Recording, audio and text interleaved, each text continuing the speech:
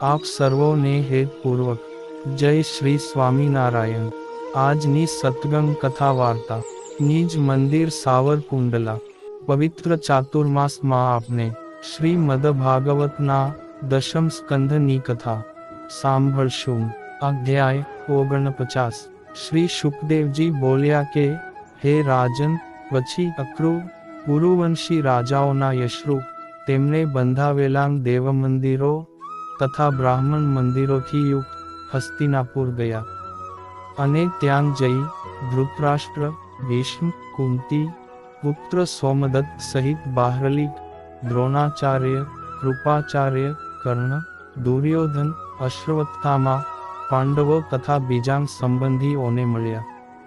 ગાંધીની પુત્ર અક્રૂરજીએ બંધુઓને યથા યોગ્ય રીતે મળી તેઓના પૂછવા પ્રમાણે પોતે પણ તેમને સંબંધીઓની બધી વાત અને કુશળ સમાચાર પૂછ્યા। હે પરીક્ષિત, ધૃતરાષ્ટ્ર પાંડવોની સાથે કેવા વ્યવહાર કરે છે તે જાણવા માટે અક્રૂરજી કેટલાક મહિના સુધી ત્યાં જ રહ્યા। ખરું જોતાં તો ધૃતરાષ્ટ્રમાં પોતાના દુષ્ટપુત્રોની ઈચ્છાની વિરુદ્ધ કંઈ પણ કરવાની હિંમત ન જ હતી।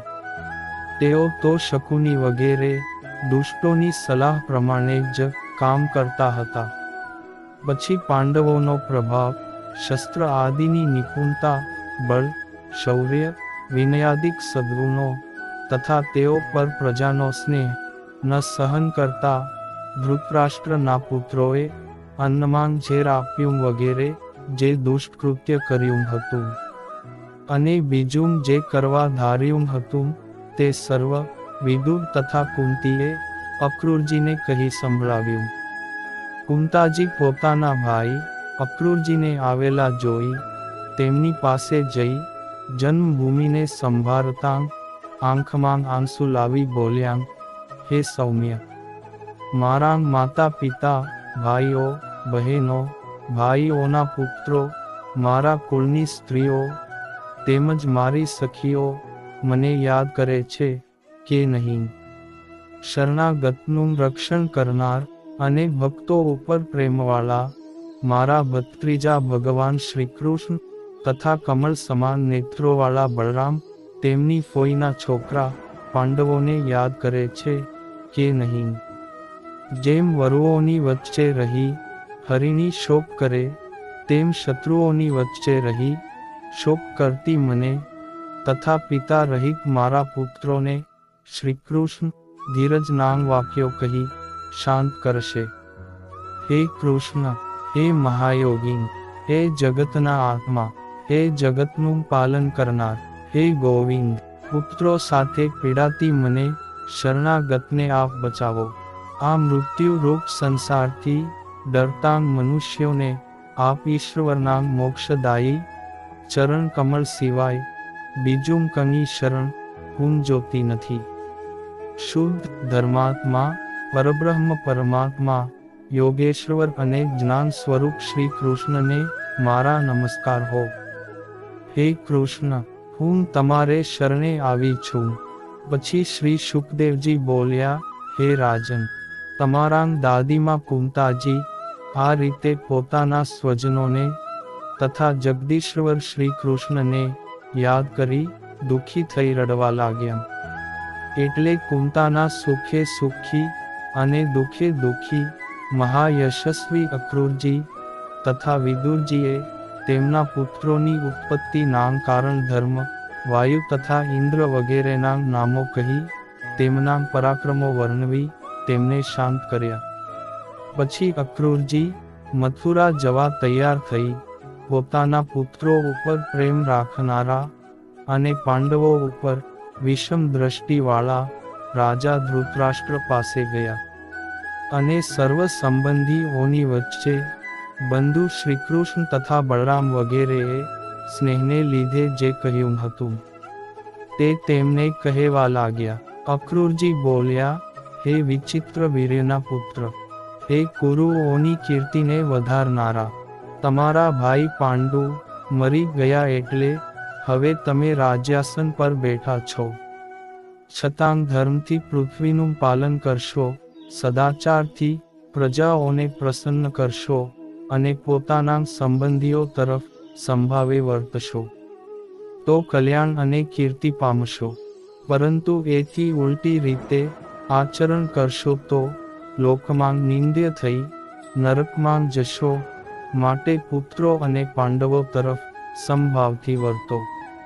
હે રાજન, આ જગતમાં કોઈનો કોઈની સાથે અત્યંત સહવાસ રહેતો જ નથી. પોતાના શરીર સાથે પણ પ્રાણીને નિત્ય સહવાસ નથી, તો સ્ત્રી, પુત્ર વગેરેની સાથે તો ક્યાંથી જ હોય. પ્રાણી એકલો જન્મે છે, એકલો જ નાશ પામે છે, અને એકલો જ પુણ્ય કે પાપ ભોગવે છે.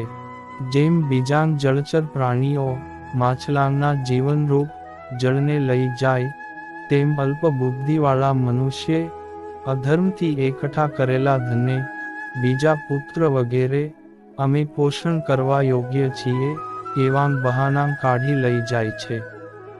જેમને પોતાના માની પોતે અધર્મથી પોષે છે, તે પ્રાણ, ધન તથા પુત્ર વગેરે તે મનુષ્યને અસંતુષ્ટ સ્થિતિમાં છોડીને જ ચાલ્યા જાય છે. પછી તેઓથી તજાયેલો અને સ્વાર્થ સાધવામાં મૂર્ખ તે મનુષ્ય સ્વધર્મથી વિમુખ અને અપૂર્ણ મનોરથવાળો રહીને જ કુટુંબ પોષણનું પાપ સાથે લઈ ઘોર નરકમાં પડે છે. માટે હે સમર્થ રાજા, આ લોકને સ્વપ્ન, માયા તથા મનોરથ જેવો નાશવંત જોઈ બુદ્ધિથી મનને વશ કરી શાંત થઈને સમાન ભાવ રાખો. ત્યારે ધૃતરાષ્ટ્ર રાજા બોલ્યા, હે મહાદાની અક્રૂર, જેમ કોઈ મનુષ્ય અમૃતને પામી તૃપ્ત ન થાય, તેમ આપ મારા આ કલ્યાણની વાણી બોલો છો, તેથી હું તૃપ્ત થતો નથી. તો પણ હે સૌમ્ય, તમારી આ પ્રિય અને સત્ય વાણી પુત્રના સ્નેહથી વિષમ બનેલા મારા અસ્થિર હૃદયમાં સ્ફટિકના પર્વત પર ચમકતી વીજળીની પેઠે સ્થિર રહેતી નથી.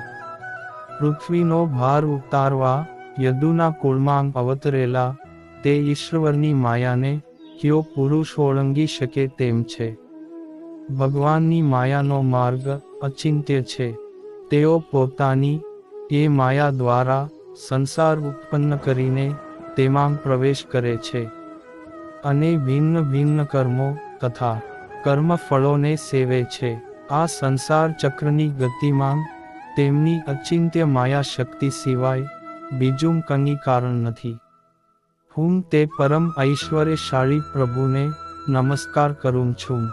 અને શ્રી શુકદેવજી બોલ્યા, હે પરીક્ષિત, એમ ધૃતરાષ્ટ્ર રાજાનો અભિપ્રાય જાણી યાદવ અક્રૂરજી સંબંધીઓની રજા લઈ પાછા મથુરા આવ્યા. અને હે કુરુવંશી રાજા, જે માટે ભગવાન શ્રી કૃષ્ણએ પોતાને મોકલ્યા હતા, તે પાંડવો પ્રત્યેનું ધૃતરાષ્ટ્રનું વર્તન તેમને બળરામ તથા શ્રીકૃષ્ણને કહ્યું.